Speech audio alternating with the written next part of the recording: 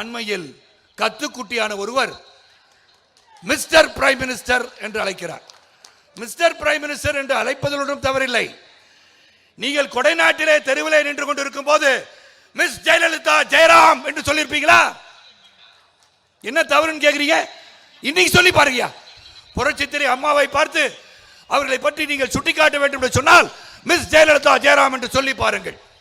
சொல்லி பாருங்களேன். சிங்கம் வேட்டைக்கு மட்டும் போமா வந்து தூங்கிருமா? சிங்கம் வேட்டைக்கு போவானா? வேட்டைக்கு மட்டும் தான் சிங்கம் வீட்டை விட்டு வெளியே வருமா, மற்ற நேரத்தில் சாப்பிட்டு போய் தூங்கிடுமா. அந்த மாதிரி சிங்கமாக இருக்கக்கூடாது. சிங்கம்னா வந்து சிங்கமாக இருக்கணும், தூங்குகின்ற சிங்கமாக இருக்கக்கூடாது. இது எதுக்காக சொல்றேன்னா, தன்மையற்று பேசியதால் அவரை பற்றி நான் பேசுகிறேன், இல்லைன்னா அவரை பற்றி நான் பேச மாட்டேன். அங்கே வந்து நமது முதலமைச்சர் அவர்களை அவரையும் தாய் மாமன் அப்படின்றார். அவர் வந்து மாமா அங்கிள் கூப்பிடுவான்றார்.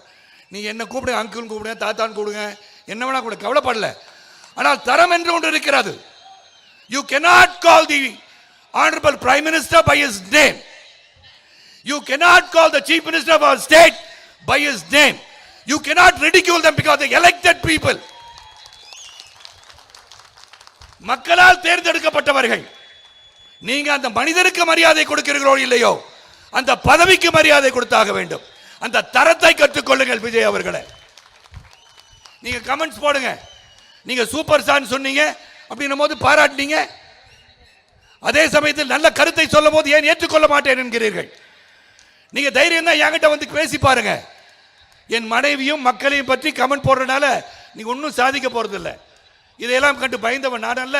ஏற்கனவே ஒருத்தர் ட்வீட் போட்டிருந்தீங்க லாங் பேக், உங்க தலையை எடுத்துருவோம் நாங்க. நான் சொன்னேன், ஐயா எடுக்கிறதா எடுத்துறீங்க, நம்பர் 2 கல்யாண நகர் கொட்டி வாங்க தான் வீடு, அங்கே வந்து எடுங்க. ஏன்னா ரோட்டில் எடுத்துறீங்க, தலை வேற துண்டா போய் கிடக்கும், வீட்டுக்கு வாங்க. யானை இது சாதாரணவன் கிடையாது. நானும் பலரை சந்தித்து வந்தவன் தான். கல்லூரியில் படிச்சிருக்கேன், கல்லூரியில் ரவுடிசத்தை பார்த்துருக்கேன், எல்லாம் பார்த்துருக்கேன். ஆனால் தரம் இருக்க வேண்டும், நியாயம் இருக்க வேண்டும், தர்மம் இருக்க வேண்டும், உண்மை இருக்க வேண்டும். We are all popular people. When we speak, we should speak the truth. நீட்டை பற்றி சொல்கிறீர்கள், நீட்டு வேண்டான்றீங்க. ஏன் வேண்டாம்? கொஞ்சம் விவரமா சொல்லுங்க. நீட்டால் பயனாளிகள் இல்லையா? நீட்டை கொண்டு வந்தது யார்? திராவிட முன்னேற்ற கழகம் தெரியாதா நீட்டை கொண்டு வரும்போது? ஆனால் ஒன்றை மட்டும் தெரிந்து கொள்ளுங்கள், தகுதி இருப்பவர்கள் பதவிக்கு வர வேண்டும், தகுதி உள்ளவர்கள் அந்த பணிக்கு செல்ல வேண்டும். இங்கு காவல்துறை நண்பர்கள்லாம் பார்க்குறேன், அவங்க பிசிக்கல் டெஸ்ட் இல்லாமல் எந்த ஒரு பரீட்சையும் இல்லாமல் நீங்கள் காவல் அதிகாரியை அமர்த்தி விட முடியுமா? அமர்த்தலாமா? பணி சிறப்பாக இருக்குமா? ஐஏஎஸ் படித்தவர் வந்து படித்து முடிச்சுட்டு அட்மினிஸ்ட்ரேஷனை கற்றுக்கிட்டு வந்து உட்கார வந்து ஐஏஎஸ் ஆக முடியும். இல்லை அவர் பாஸ் ஆக்கி விட்டுருங்க அப்படின்னு சொல்ல முடியுமா? பரீட்சை எழுத வேண்டாம்னு சொல்ல முடியுமா? அதே மாதிரி தாங்க நீட்டு. ஒரு உயிரை பாதுகாக்க செல்பவரை, உயிர் காக்கின்ற ஒரு மருத்துவரை, அந்த மருத்துவர் அவருக்கு தகுதி இருக்கிறதா இல்லையா என்று பரீட்சை எழுதுகிற சொல்லியிருக்கிறார்கள்.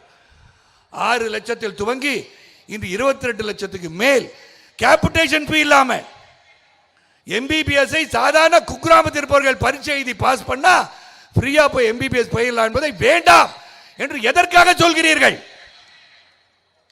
சொல்லுங்க. Why do you want to stop NEET? முதலில் கடவுள் வாழ்த்து என்கின்ற பாடலே கடவுள் வாழ்த்து பாடல் இருக்கும். அதன் பிறகு மழை வாழ்த்து என்று ஒன்று இருக்கும்.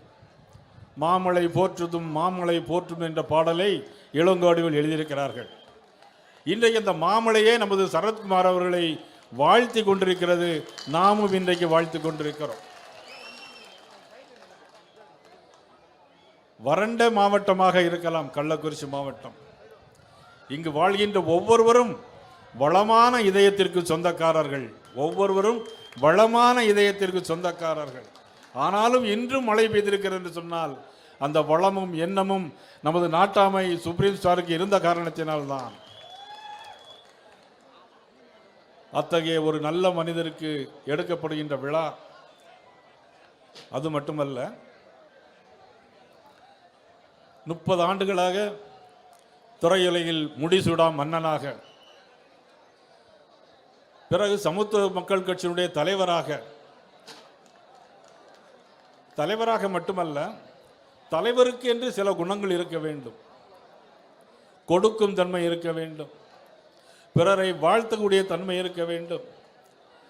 கொடுக்கின்ற தன்மை இருக்கின்ற காரணத்தில் தான் இன்னைக்கு பள்ளி குழந்தைகளுக்கு பெருந்தலைவர் காமராஜருடைய வழியிலே இன்றைக்கு அவர்கள் புத்தகங்களை வழங்குகிறார்கள், லேப்டாப்பை வழங்கியிருக்கிறார்கள். பெருந்தலைவர் காமராஜர் அன்றைக்கு இருந்து லேப்டாப் கண்டுபிடித்திருந்தால் தமிழ்நாட்டில் எல்லா மாணவிகளுக்கும் லேப்டாப் கொடுத்திருப்பார். ஆனால் புரட்சி தலைவி அம்மா அவர்கள் வந்த பிறகு எல்லா பிள்ளைகளுக்கும் லேப்டாப் கொடுத்தார்கள். இருந்தாலும் முடிந்த வரையிலும் நமது குடும்பத்தைச் சேர்ந்த பிள்ளைகளுக்கு கொடுக்க வேண்டும் என்கிற எண்ணத்தோடு இந்த விழா நடைபெற்று கொண்டிருக்கிறது என்று சொன்னால் இது ஒரு சாதாரண விழாவாக யாரும் எடுத்துக்கொள்ள முடியாது. நமது அன்புக்குரிய தம்பி பிஜேபி மாநிலத்தினுடைய துணைத் தலைவர் சுந்தர் அவர்கள் பேசினார்கள். எப்பொழுது போனாலும் மழை பெய்யும், ஆனால் மழை கொஞ்சம் பெய்யும், வாழ்த்தும், பிறகு விடும், வாழ்த்தும் விடும். இன்றைக்கு வாழ்த்தி கொண்டே இருக்கிறது, நாமும் வாழ்த்து கொண்டிருக்கிறோம். அவருடைய அரசியல் பயணத்தில் சமத்துவ மக்கள் கட்சி ஆரம்பிக்கின்ற காலத்தில் நெல்லை மாவட்டத்தில் ஏற்பட்ட கூடங்குளம் அணு நிலையத்திற்கு எதிராக நடத்திய போராட்டங்கள், அதுபோல காவிரி ஆற்றின் அணை குறுக்கே அணை கட்டும் போது அதற்கான போராட்டங்கள், அத்திக்கடவு அவிநாசிக்காக 150 கிலோமீட்டர், நீங்கள் இந்த டிவியில் பார்த்துருக்கலாம், 150 கிலோமீட்டருக்கு பயணம். எதற்காக? யாருக்காக? மக்களுக்காக. சினிமா துறை என்று சொன்னால் அது சாதாரண விஷயம் கிடையாது. அது ஒரு வாழ்க்கை காட்டுகின்ற ஒரு கண்ணாடி. புரட்சித்தில் எம்ஜிஆர் நடித்தார் என்று சொன்னால் படத்திலும் நடித்தார், வாழ்க்கையிலும் மக்களுக்காக நடித்து தன்னுடைய வாழ்ந்து மறைந்த மாபெரும் தலைவர் எம்ஜிஆர் அவர்கள் திரையுலகத்தின் மூலம்தான் மக்களுடைய நாடி துடிப்புகளை அறிந்து மக்களுக்காக பணியாற்றினார். அதே மாதிரி தான் இன்றைக்கு நம்முடைய சுப்ரீம் ஸ்டார் அவர்கள் நம்முடைய எல்லாருடைய நாடி துடிப்பை கையிலே வைத்திருக்கிறார். அவருக்கு மக்கள் மீது உள்ள நம்பிக்கையை நாம் செயல்படுத்தியாக வேண்டும். எப்படி செயல்படுத்துவதற்கு ஒரு கருவி வேண்டும். அந்த கருவிதான் பாரதிய ஜனதா கட்சி. அதனால தான் இன்றைக்கு தள்ளியை இழுத்து கொண்டவர் மிகப்பெரிய தலைவர் நரேந்திர மோடி அவர்கள். உலகத்திலே மிகப்பெரிய கட்சி பாரதிய ஜனதா கட்சி. 1656 எம்எல்ஏக்கள், சட்டமன்ற உறுப்பினர்கள் இந்தியா முழுவதும், 330 நாடாளுமன்ற உறுப்பினர்கள் இந்தியா முழுவதும். உலகத்தில் இவ்வளவு பெரிய கட்சி கிடையாது. ஆனால் சில பேர் சொல்கிறார்கள் எதிரி எதிரி என்று. எங்களுக்கு யாரும் எதிரி கிடையாது. ஆனால் சுப்ரீம் ஸ்டாருக்கு யாரும் எதிரி கிடையாது, எதிரியே கிடையாது அவருக்கு. யார் போனாலும் இருந்ததெல்லாம் பாக்கெட்டில் எடுத்து கொடுத்துட்டு அந்த வீட்டுக்கு ரொம்ப சும்மா போவார். அது மட்டுமல்ல, அவர் துறையில் இருந்தவர்கள் எல்லோரும், என்னுடைய சொந்த அனுபவத்தை சொல்லுகிறேன், துறையில் இருக்கிற எல்லோருமே ஒரு ஸ்டேஜுக்கு கூப்பிட்டா அதுக்கு ஒரு குறிப்பிட்ட தொகையை கேட்பாங்க. எவ்வளோன்னு வச்சுக்கோங்களேன். ராமச்சந்திரா மருத்துவக் கல்லூரியில் என் மகள் ரேடியாலஜி படிக்கும்போது ஒரு நடிகர் ஏதாவது ஒரு பெரிய நடிகர் பேச வேண்டும் என்று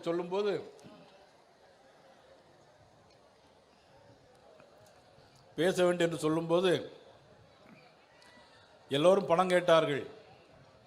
அப்போ சட்டமன்றத்தில் அண்ணன் பேசி முடித்த பிறகு சட்டமன்றத்தில் நான் சொன்னேன், ராமச்சந்திரா மருத்துவக் கல்லூரியில் ஒரு நிகழ்ச்சி இருக்கு, கலந்து கொள்ள முடியுமான்னு சொன்னேன். என்ன தேதின்னு கேட்டாங்க. அப்புறம் குறிச்சிக்கிட்டு அது இன்னொரு தேதியில் எனக்கு நிகழ்ச்சி இருக்கே அப்படின்னு சொன்ன பிறகு, இல்லை முன்னொரு தேதியாக முடியுமான்னு. இல்லை நீங்கள் சொல்லிட்டீங்க, அந்த தேதிக்கு போகிறேன்னு சொல்லிட்டு ராமச்சந்திரா மருத்துவக் கல்லூரியில் போய் பேசிட்டு 5 காசு வாங்காமல் வந்தவர். என்னுடைய சொந்த அனுபவம் இது. அப்போ அவர் வேறு கட்சியில் இருந்தார், நான் அதிமுகவில் இருந்தேன், அவர் சமத்துவ மக்கள் கட்சியில் இருந்தார். எதற்காக நான் இதை எதற்காக சொல்லி வேண்டும் சொன்னால், இன்னைக்கு திண்டுக்கல்லிலே இன்னைக்கு தமிழக முன்னேற்ற முன்னணி கழகத்தினுடைய தலைவர் ஜான் பாண்டியனுடைய மாநாடு. அதிலும் நான் இப்பொழுது இங்கிருந்து போய் கலந்து கொள்ள வேண்டும். இருந்தாலும் முதல் நிகழ்ச்சியாக நான் இதிலே கலந்து கொள்கிறேன் சொன்னால் அவர் மீது எனக்கு எப்பொழுதுமே ஒரு பற்றும் பாசம் உண்டு.